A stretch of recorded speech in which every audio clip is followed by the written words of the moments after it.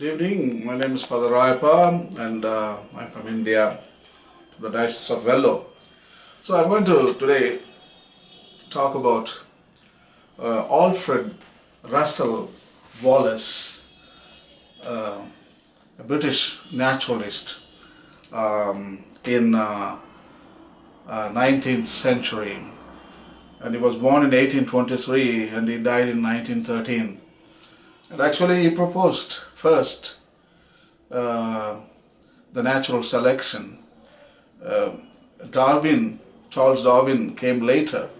Actually, Rusell Wallace was the first man to propose the theory of natural selection. And actually, Rusell Wallace was a collector of artifacts or specimens, exotic birds, exotic animals, exotic plants, and he was selling them to the collectors in England. Many rich people in England, they were collecting specimens, exotic specimens from the faraway land, and actually Rusell Wallace was supplying them. In fact, in 1870 or 1876, he goes to Papua New Guinea. Actually, in his book Malay, Archipelago, he writes beautifully about the experiences he had in Papua New Guinea, especially on the birds of paradise. Birds of paradise, so beautiful. There are almost 39 species of the birds of paradise, and I think one of the first explorers ever to witness the beauty of birds of paradise was Alfred Rusell Wallace. And in fact, during his time, the religion, Christianity, was teaching that man is the center of everything. God created man as the image of God, and everything is created for humans and for human pleasure. And so the man was center. The rest of the creation is dancing in front of him, dancing at the back of him, dancing on the top of him, dancing at the foot of him. So that was the teaching from the church. And Rusell Wallace is going to disprove that. And he goes to the deep jungles in Papua New Guinea, and there he witnesses the birds of paradise. First time. Beautiful, with rich plumage, colorful plumage, and there are so many varieties of them, extravagantly decorated. And such a birds existed nowhere on the planet. Nobody has witnessed it. No zoo was having this kind of birds. And people thought these birds, they belong to paradise. Actually, these birds live in clouds. They drink the nectar or the water directly from the clouds.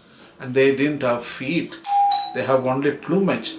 So that is the kind of image when they talk about birds of the paradise in the 19th century. And actually, Wallace witnesses firsthand, and he writes about them. And he explains that these birds are living in an inhospitable location and nobody sees them. They are in a gloomy forest.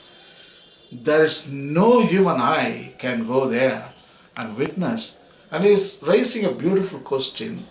If God created them, everything is created for humans, why didn't he create these birds probably closer to the village or closer to the neighborhood of man? That's a very reasonable question.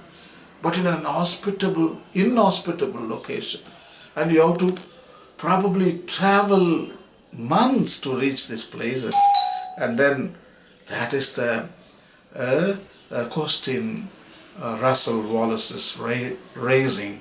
So he is writing in the book Malay Archipelago Uh, that's a beautiful writing. I'm going to read it for you and you can listen for yourself.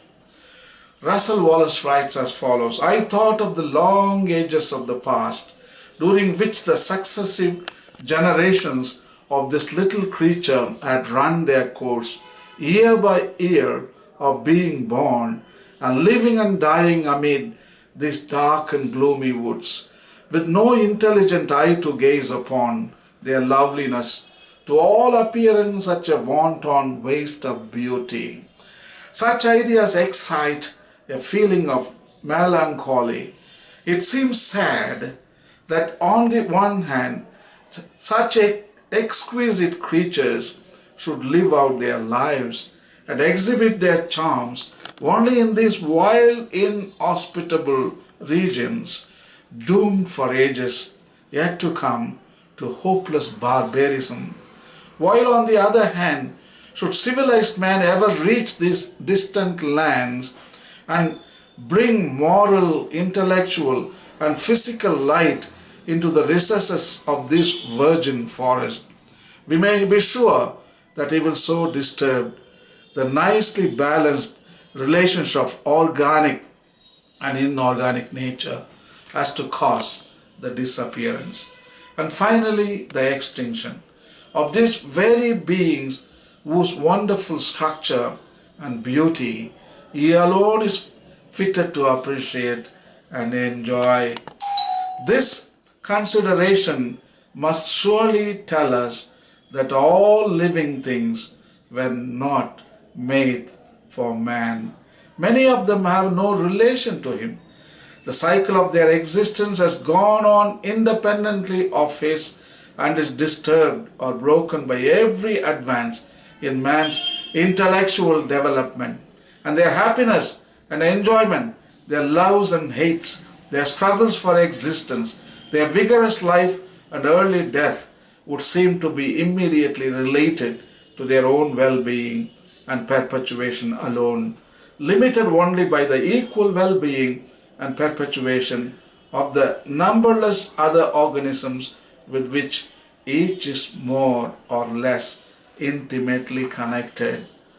Nothing is made for man.